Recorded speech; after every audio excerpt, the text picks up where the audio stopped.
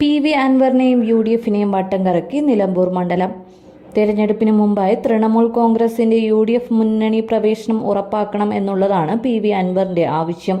VS ജോയിയെ സ്ഥാനാർത്ഥിയാക്കണമെന്ന ആവശ്യം അൻവർ നേരത്തെ മുന്നോട്ട് വെച്ചിരുന്നുവെങ്കിലും തെരഞ്ഞെടുപ്പിന് മുമ്പ് UDF പ്രവേശനം സംബന്ധിച്ച തീരുമാനം വന്നാൽ ആര്യാടൻ ഷൗക്കത്തിനെ അംഗീകരിക്കാനും അൻവർ തയ്യാറാകുമെന്നാണ് സൂചന. VS ജോയി, ആര്യാടൻ ഷൗക്കത്ത് തുടങ്ങിയ രണ്ട് നേതാക്കളുടെയും സാധ്യതകൾ കോൺഗ്രസ് ഇതിനോടകം പരിശോധിച്ചിട്ടുണ്ട്. രണ്ടുപേർക്കും അനുകൂലവും പ്രതികൂലവുമായ ഘടകങ്ങളുണ്ട്. കൂടുതൽ സാധ്യത VS ജോയിക്കാണെന്നാണ് പൊതുവെയുള്ള വിലയിരുത്തൽ. എന്നാൽ ആര്യാടൻ ഷൗക്കത്തിനെ പൂർണ്ണമായി തഴഞ്ഞുകൊണ്ട് ഏകപക്ഷീയമായ രീതിയിൽ VS ജോയി എന്ന പേരിൽ പോയാൽ തിരഞ്ഞെടുപ്പിൽ അതും തിരിച്ചടിക്ക് കാരണമായേക്കും. മുന്നണി പ്രവേശനം മുന്നിൽ വെച്ചുകൊണ്ടുള്ള അൻവറിന്റെ സമ്മർദ്ദ നീക്കങ്ങൾ കോൺഗ്രസിലും UDFിലും വലിയ എതിർപ്പുകൾക്കും ഇടയാക്കിയിട്ടുണ്ട്. അൻവർ ഇല്ലെങ്കിലും മുന്നണിക്ക് നിലമ്പൂരിൽ ജയിക്കാനുള്ള സാധ്യതയുണ്ടെന്നാണ് ഇവരുടെ അവകാശവാദം. എന്നാൽ നിയമസഭാ തിരഞ്ഞെടുപ്പിന് തൊട്ടുമുമ്പ് നടക്കുന്ന തിരഞ്ഞെടുപ്പ് ആയതിനാൽ തന്നെ അനുകൂലമായ യാതൊരു ഘടകവും അവഗണിക്കേണ്ടതില്ലെന്ന തീരുമാനത്തിൽ അൻവറിനെ കൂടി പരിഗണിച്ചു കൊണ്ടുപോകാനാണ് നിലവിലെ തീരുമാനം. UDF പ്രവേശനം സംബന്ധിച്ച ഉറപ്പ് കിട്ടിയാൽ സ്ഥാനാർത്ഥിയുടെ കാര്യത്തിൽ അൻവർ വഴങ്ങിയേക്കും. എന്നാൽ മുന്നണിയിലെ എല്ലാ ഘടകകക്ഷികൾക്കും അൻവറിന്റെ കാര്യത്തിൽ ഏക അഭിപ്രായവുമല്ല ഉള്ളത്. മുന്നണി പ്രവേശനം സാധ്യമായില്ലെങ്കിൽ നിലമ്പൂരിൽ തൃണമൂൽ കോൺഗ്രസ് ഒറ്റയ്ക്ക് മത്സരിക്കുമെന്ന ഭീഷണിയും ഉയർന്നിട്ടുമുണ്ട്. ഒരുപക്ഷെ അൻവർ തന്നെ സ്ഥാനാർത്ഥിയായി എത്തിയേക്കും. അതേസമയം താൻ ഒരു കാരണവശാലും ഇടതുപക്ഷത്തേക്ക് പോകില്ലെന്ന് വ്യക്തമാക്കി ആര്യാടൻ ഷൗക്കത്ത് രംഗത്ത് വന്നു. ആര് സ്ഥാനാർത്ഥിയായാലും നിലമ്പൂരിൽ വിജയം ഉറപ്പാണെന്ന് അദ്ദേഹം അവകാശപ്പെടുന്നത്.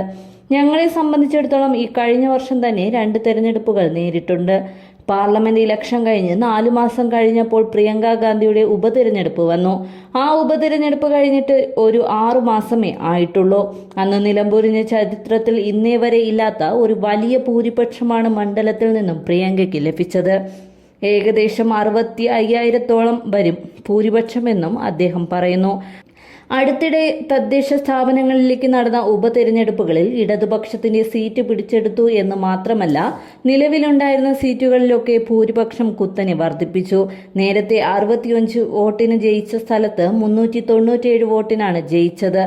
ഇവിടെ ഒരു കാലത്തും ഇല്ലാത്ത പോലെ UDFിന്റെ പ്രവർത്തകർ സജീവമായി നടന്നിട്ടുണ്ട്. ഏകദേശം 10,000-ഓളം വോട്ടുകളാണ് അധികമായി ചേർത്തിട്ടുള്ളത്. അതിൽ 75% വോട്ടുകളും UDFിന് ചേർത്ത വോട്ടുകളാണ്. മാത്രവുമല്ല, സ്ഥാനാർത്ഥി പ്രഖ്യാപനത്തിന് മുമ്പ് തന്നെ ഇവിടെ UDFിന് വേണ്ടിയുള്ള പ്രചാരണം തുടങ്ങിക്കഴിഞ്ഞു. സ്ഥാനാർത്ഥിത്വം സംബന്ധിച്ച് പാർട്ടി എന്ത് തീരുമാനമെടുത്താലും അംഗീകരിക്കും. പാർട്ടിയാണ് എല്ലാം തീരുമാനിക്കേണ്ടത്. സ്ഥാനാർത്ഥിയെ ഹൈക്കമാൻഡ് പ്രഖ്യാപിക്കാതെ സ്വയം സ്ഥാനാർത്ഥി ആകരുതെന്ന് പിതാവ് പറയുമായിരുന്നു. കോൺഗ്രസ് ആരെ സ്ഥാനാർത്ഥിയായി പ്രഖ്യാപിച്ചാലും വിജയിക്കും. ആര്യാടൻ മുഹമ്മദ് കാണിച്ച പൈതൃകം നിലമ്പൂരിനുണ്ട്. മരിക്കുമ്പോൾ കോൺഗ്രസ് പതാക പുതപ്പിക്കാൻ മറക്കരുതെന്ന് പിതാവ് പറഞ്ഞിട്ടുണ്ട്. താനും മരിക്കുവോളം ഒരു കോൺഗ്രസുകാരൻ തന്നെ ആയിരിക്കുമെന്നും അദ്ദേഹം പറഞ്ഞു.